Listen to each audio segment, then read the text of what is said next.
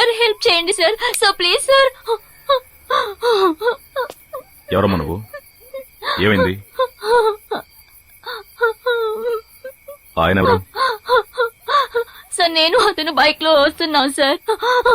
అప్పుడు మాకు యాక్సిడెంట్ అయింది సార్. ఆయన చనిపోయారు సార్. మీరు ఎక్కడి నుంచి వస్తున్నారు?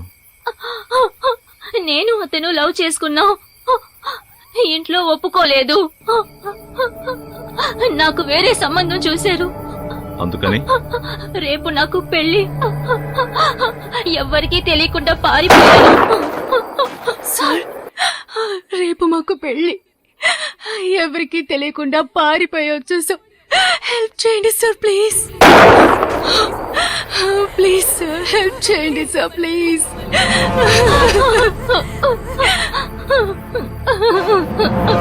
I like it. I like it. I like it.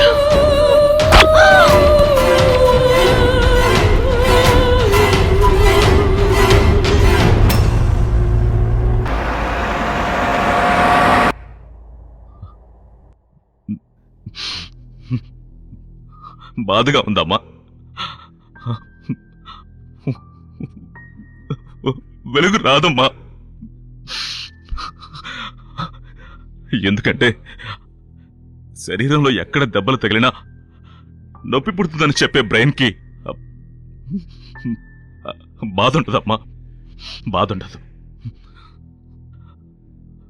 అమ్మా నువ్వు గమనించావా? నా ప్రార్థన కూడా ఫలిస్తుందమ్మా.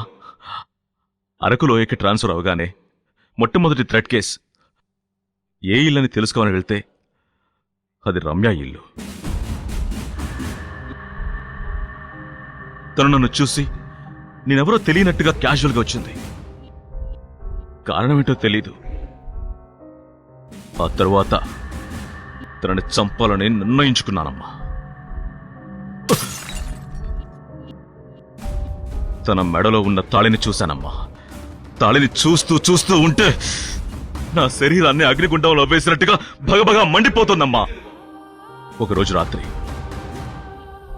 రమ్య షాపింగ్ ముగించుకుని ఇంటికెళ్తూ ఉంటే నేను తన వెనకనే ఫాలో అయ్యి వెళ్లి షూట్ చేద్దామనుకున్నాను. ఎవరో తనని ఫాలో అవుతున్నానని తెలిసి ఓ చర్చి లోపలికి వెళ్ళింది. ఓ పవిత్రమైన స్థలం. రమ్య లాంటి నీచురాల్ని అక్కడ చంపకూడదని తిరిగి వచ్చేశానమ్మా. ఆ దొంగతనం చేసిన నగలను తీసుకుని తనని కలవాలని తన ఇంటికి వెళ్ళానమ్మా. అప్పుడు తను సంతోషంగా స్కిప్పింగ్ ఆడుతూ ఉంది. ఆ క్షణమే తుపాకీ తీసి తనని కాల్చి పారేసామండి. పని మనిషి వచ్చి చెడగొట్టింది.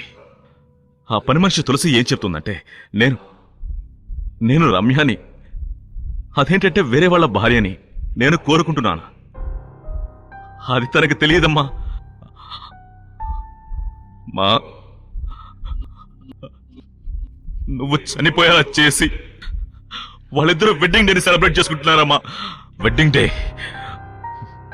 నేనే అంబులెన్స్ పిలిచి డిస్టర్బ్ చేస్తుంటే అడ్డంగా తులసి వచ్చింది. ఐఎమ్ సారీ మా, ఐఎమ్ సారీ.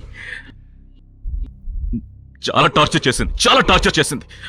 అందుకే చంపేశాను. ఈరోజు అంతా పూర్తయిపోతుందమ్మా. Everything will be over. ఆ రమ్యని శివాని చంపేస్తాను.